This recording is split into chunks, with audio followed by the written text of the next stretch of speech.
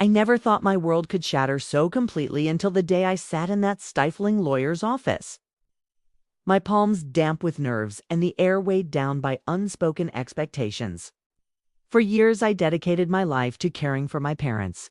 I scheduled their medical appointments, managed their medications, handled their finances, often sacrificing my own ambitions, turning down promotions, missing meals just to be there for them. I believed that love and sacrifice would translate into fairness. But when the lawyer cleared his throat, the sound sharp in the silence, and slid the final version of their will across the polished oak desk, I felt all the air drain from my lungs, everything. Left to my brother, nothing for me. No footnote, no mention. A voice echoed in my mind, cold and detached. All of that effort and nothing. I wanted to scream, to rip the paper apart, throw it at the lawyer's face, and demand answers. Instead, I froze. I gripped the document, my fingers trembling. My brother's name lay there in black and bold, like a sentence. Sole heir. I swallowed, struggling to speak. Is this final? I managed, voice shaking. The lawyer offered a rehearsed condolence, stating that my parents had made changes months earlier, persuaded by my brother to simplify matters. It's common, he said. They wanted clarity, but each word felt like a blade. I counted. Mentally, the birthdays missed, the nights slept in waiting rooms, the sacrifices made, yet none of it mattered in front of signatures and notarization. I left the office stunned. The sun seemed to vanish from the sky. I replayed dinners with forced smiles, hidden tensions, quiet assurances. My mother's whispered words in the hallway. She is my rock. My father's embrace telling me he trusted me. Everything crumbled in an instant. That night, I sifted through our home files emails, draft versions of wills, hidden memos. My heart skipped when I found an email draft in my mother's account, an earlier version naming me as an equal heir. I printed it all, proof of their original intention buried under fear and family dynamics. Sitting at the kitchen table, I revisited every gesture, every sacrifice. How many times did I choose stability for them over my own path? Each beat of my heart felt like an accusation. But that draft was indisputable evidence. The signatures were dated before my father's hospitalization. The clause reflected genuine intent. I contacted a trusted lawyer. He examined the email, cross-checked timestamps, logs, changes. He confirmed there was an irreparable discrepancy. We have grounds to contest this in court, he said, voice steady. The discovery crystallized into purpose, justice. Every quiet moment from then on carried electricity. Every memory moments of quiet care, financial support without expectation became part of my proof. I felt both hollow and resolute. Sleep deserted me for days. My mind replayed the betrayal on an endless loop. The image of my brother's face, confident of victory. The indifferent glances from aunts, cousins, others who knew me but not my sacrifices. I rewatched the will reading in my imagination, hearing whispers, feeling pity directed at me, disdain masked as sympathy. I rehearsed in my head, this isn't right. I resolved silence would be my defeat. If written documents speak louder than devotion, I would amplify my truth until it could not be ignored. Every task I'd performed quietly counted, signed. Documented became ammunition. I sought out a lawyer renowned for inheritance disputes involving family conflicts. I laid out my case with precision. Logs of caregiving, emails, medical records, witnesses. He listened carefully and then said, we can file a lawsuit alleging undue influence and lack of capacity at the time of the amendments. From that moment, my world transformed into legal filings, petitions, subpoenas, timelines. He instructed me, don't engage in emotional confrontation with your parents. Let the facts speak. We prepared the legal petition demanding full investigation. I hesitated. Would reputations crumble? Would relationships vanish? But by the next dawn, I signed. I filed. Till then, preserving peace had been my heaviest burden. The process unleashed an avalanche of scrutiny. I was asked difficult questions. Why now? Why didn't you challenge earlier? Why go to court before talking to them? My lawyer coached me. Speak of your abandonment, broken trust, how you were quietly erased. I spoke truthfully. Fear, loyalty, love held me silent.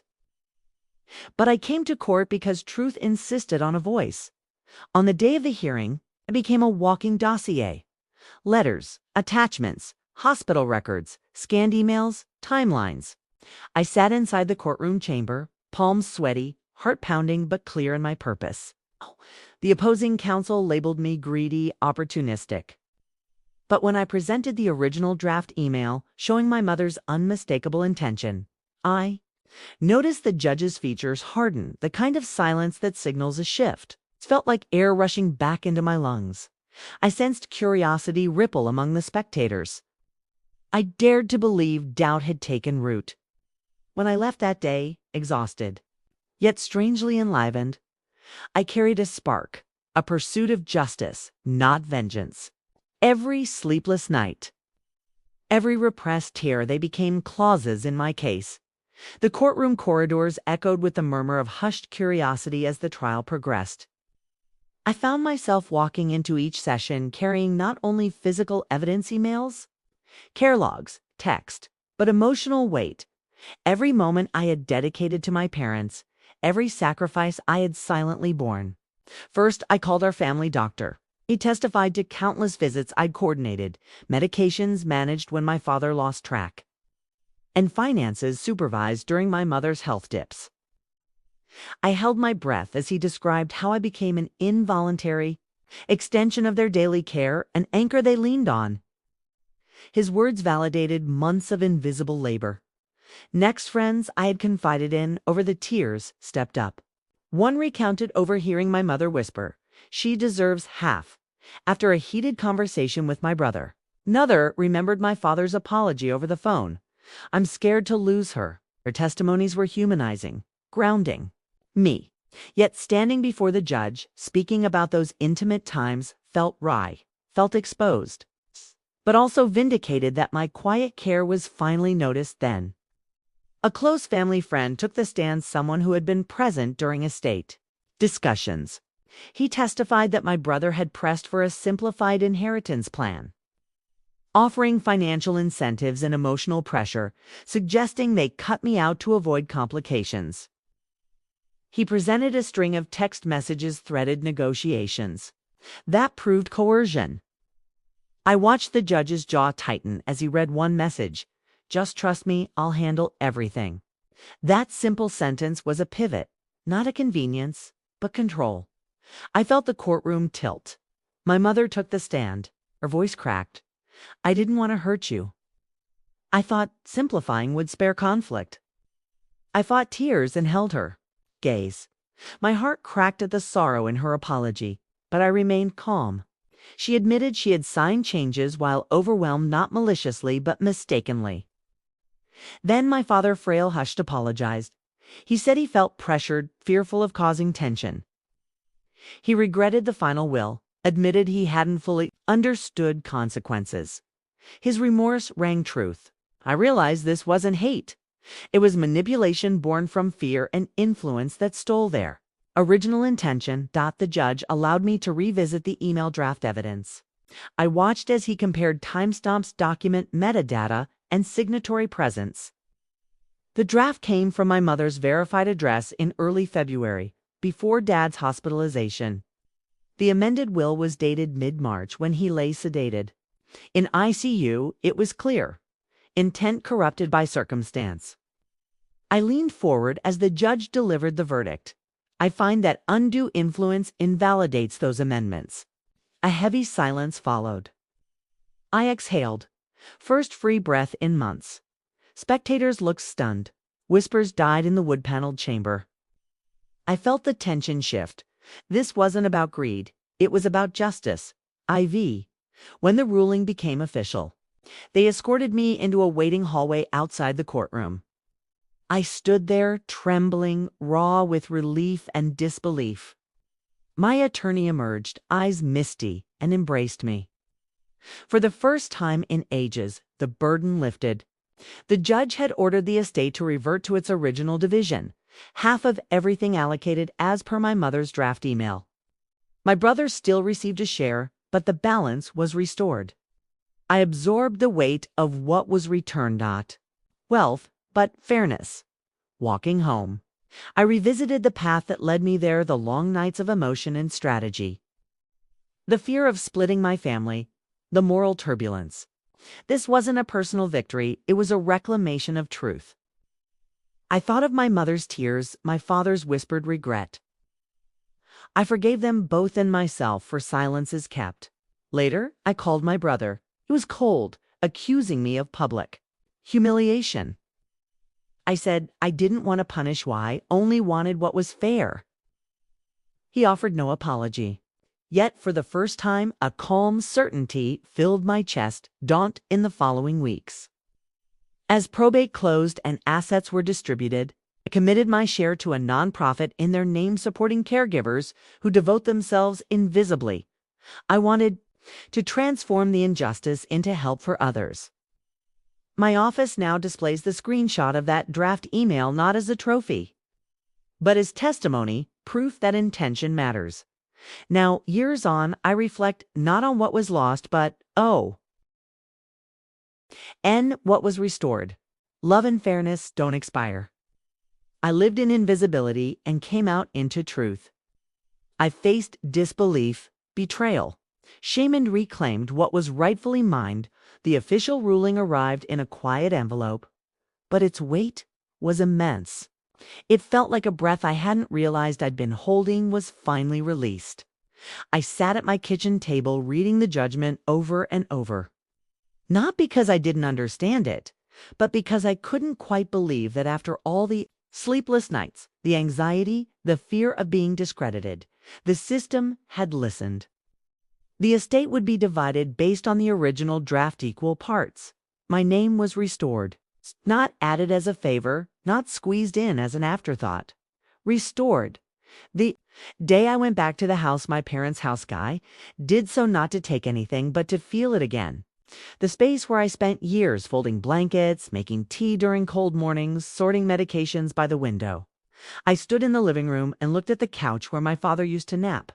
The armchair my mother always sat in. I wasn't angry anymore. I was sad, deeply sad, that our story had needed a courtroom to be believed, but I was also proud. I hadn't let fear silence me. I had defended not just my share of the estate, but my worth, my presence, my truth. When I spoke to my brother afterward, it was brief. His voice was hard, flat. "You embarrassed us," he said. I wanted to explain, to remind him of all the nights I drove our parents to the hospital alone, the calls he never returned, the months he disappeared. But I didn't. I simply said I stood up for myself. I would have preferred never to go to court, but you gave me no choice. He didn't respond. I haven't heard from him since. Maybe he never will understand. Maybe that's something I'll have to live with. Months passed. Life returned to something resembling normal, but I was changed, stronger, clearer. The money I received wasn't life-changing. But it allowed me to do something meaningful. I created a fund in my parents' names for unpaid caregivers, people like me who sacrificed their lives quietly. With no guarantee of thanks, I wanted to take what had been twisted and turn it into something honest, something healing. Sometimes I wonder what would have happened if I hadn't found that draft. If I had just accepted the final will, stayed quiet, mourned silently. Would I have ever forgiven myself? Probably not. That one email changed everything. It told the truth when no one else was willing to. It reminded me that our instinct, too, accept what we're given, can sometimes be the very thing that erases us down. I keep a framed copy of that draft in my office, not because I won anything, but because it represents a part of me I almost abandoned. A reminder that silence is not always noble. And that fighting for what's right doesn't make you selfish, makes you whole. I reclaimed more than inheritance. I reclaimed my place in the story, and I wrote the ending myself. Ask ChatGPT.